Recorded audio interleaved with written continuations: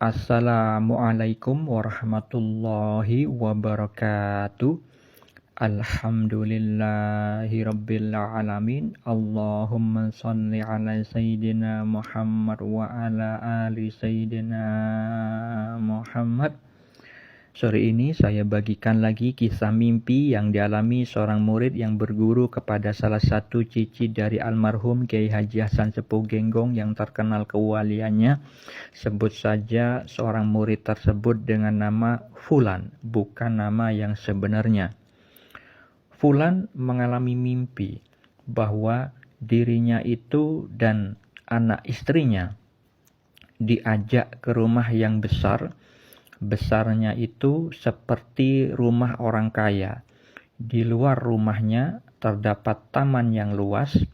Tamannya seperti bukit-bukit kecil.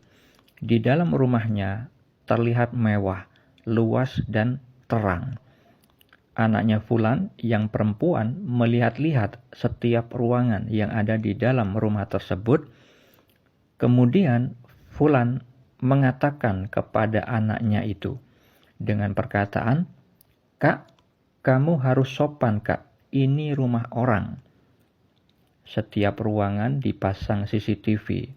Kemudian anaknya itu menjawab, "Baik ya," jawab anak si Fulan. Setelah itu, Fulan tidur-tiduran di kamar dengan istrinya. Tapi ada dua orang perempuan yang tidak dikenal mendekati si Fulan. Selalu mendekati Fulan. Fulan senyum saja untuk menjaga perasaan istrinya. Kemudian Fulan keluar dari kamar dan melihat-lihat ruangan-ruangan yang lain. Lalu Fulan keluar rumah melihat indahnya taman yang luas dan bukit-bukit kecil. Tadinya Fulan itu berjalan menggunakan kaki. Tiba-tiba Fulan bisa terbang, melayang tanpa menggunakan kakinya. Dan di hati si Fulan mengatakan sesuai keinginan hatinya. Contohnya, ketika Fulan menginginkan terbang, maka Fulan bisa terbang. Ketika Fulan menginginkan terbang lebih tinggi, maka Fulan juga bisa melakukan terbang yang lebih tinggi. Setelah itu Fulan terbangun dari tidurnya. Lalu apa takwil mimpi atau makna mimpinya? Mimpi tersebut adalah petunjuk dari Allah yang perlu ditakwil karena ada simbol-simbol bahasa mimpi yang memiliki makna tersirat. Mimpi tersebut ada benang merahnya dengan apa yang terjadi kepada seorang wali Allah terdahulu yang bernama Syekh Muhammad bin Abdul Jabbar An-Nafri, disebutkan di dalam kitab beliau, Kitab Al-Mawaqif wal Mukhatabat, bahwa beliau itu mendapat ilham qalbi, mendapat petunjuk dari Allah di dalam hatinya, bisa bercakap-cakap dengan Allah di dalam hatinya. Yang bunyi ilham qalbi tersebut, "Kedatanganku dan membukakan pintu-pintu, dan di balik pintu-pintu itu terdapat pintu-pintu lagi yang di dalamnya terdapat hasanah-hasanah, dan hasanah-hasanah itu berisi pula harta-harta kekayaan. Lalu aku pun didatangi oleh akal, jiwa, ilmu dan ma'rifat. Semuanya serempak mendatangiku, maka Tuhan pun berkenan berkata kepadaku, engkau sudah menjalani segala sesuatu." Hal itu memiliki makna tersirat, jika diulas akan menjadi panjang. Dan mimpi yang dialami Fulan itu adalah sama, hakikatnya sama dengan yang dialami istri dari salah satu cicit dari mursyid spiritualnya Fulan, yang juga merupakan murid yang dibimbing oleh mursyid spiritualnya si Fulan. Bahwa istrinya, mursyid spiritual yang dikenal oleh Fulan itu, mengalami mimpi bahwa mursyid spiritualnya dan istrinya memasuki sebuah ruangan yang terdapat perabot-perabot yang mewah. Perabot mewah, salah satu yang terlihat jelas adalah televisi yang besarnya seperti tembok. besarnya itu tidak seperti TV pada umumnya. Kemudian istri dari mursyid spiritual itu membuka pintu, terdapat pintu-pintu yang lain lagi. Nah, itu hakikatnya memiliki makna yang sama. Walaupun visualnya ada perbedaan di dalam mimpinya itu.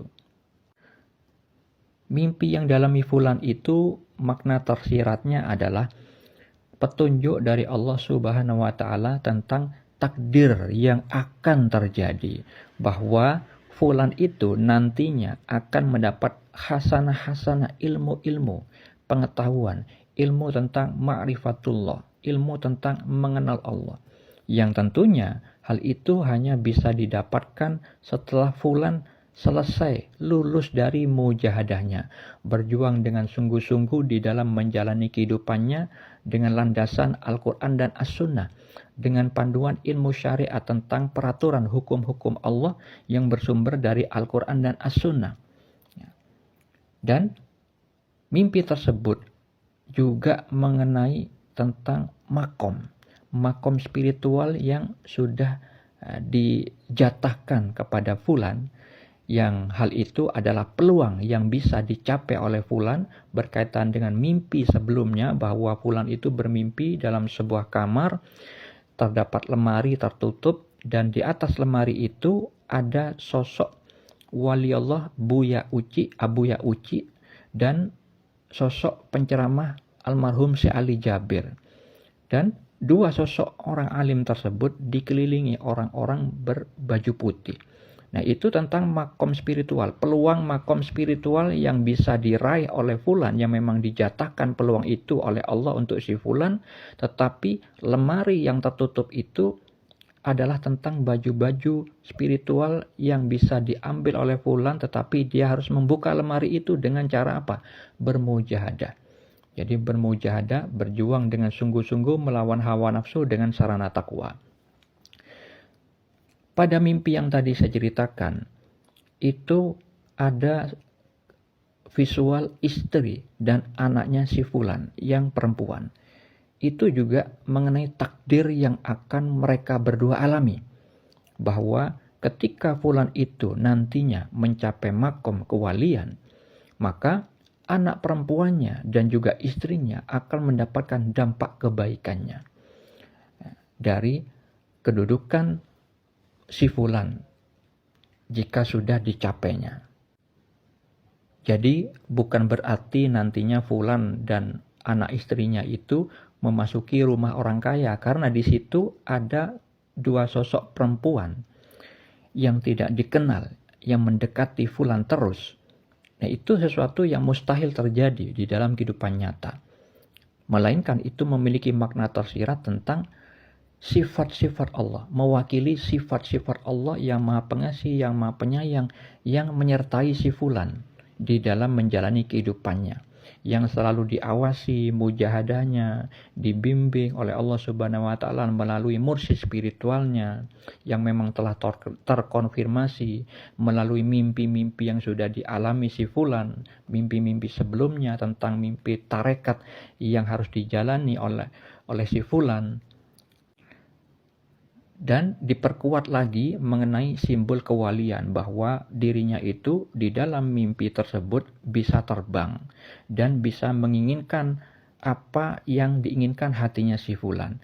Nah, itu berkaitan tentang hadis tentang wali yang Allah firmankan, disebutkan di dalam hadis riwayat Al-Bukhari nomor 6502. Allah berfirman, barang siapa yang menyakiti waliku, maka aku mengumumkan perang kepadanya. Tidaklah hambaku mendekat kepadaku dengan sesuatu yang paling aku cintai, selain apa yang aku wajibkan baginya. Hambaku senantiasa mendekat diri kepadaku dengan amalan sunnah, sehingga aku mencintainya.